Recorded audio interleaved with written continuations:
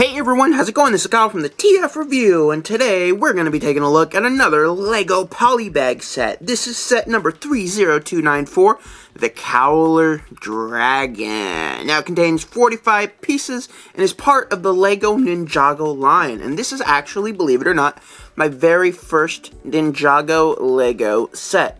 And I do have to say, I really enjoyed the build. Now it's kind of hard to determine whether or not I want to continue a line based on such a small set. But if you're unsure of whether or not Ninjago is something you're interested in, you can either A, watch the show, or B, buy a very small polybag like this and slowly work your way up and see how the line feels for you.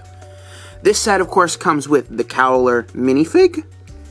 Now, the Cowler is a bit unique since it is molded half in purple plastic and half in translucent, almost a neon orangish green color, with his head being molded entirely in translucent plastic and his legs also being entirely molded in translucent plastic and done with purple paint apps on the front.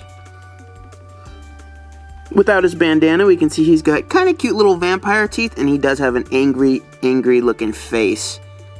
And he also comes with just a generic katana. Again, nothing too spectacular here, though it is an interesting minifigure. The real draw of this set is, of course, the dragon itself, who doesn't have a name. It's just referred to as the Cowler Dragon.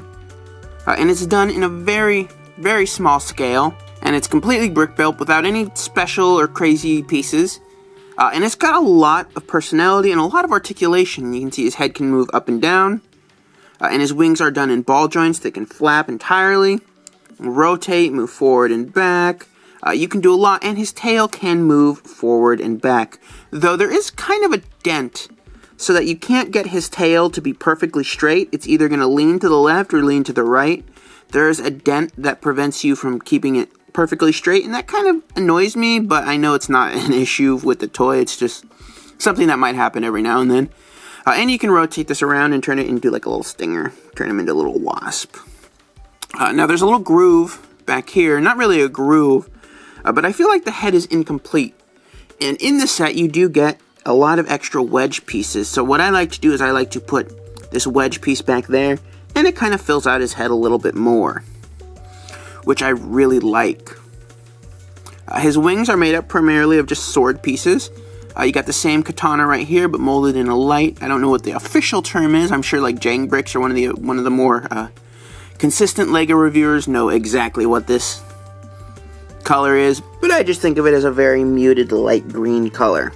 Now, if you want, you can take the Cowler, bend him, and he sits right on top, just like that, and he can ride it. Oh, ooh, goodness gracious me.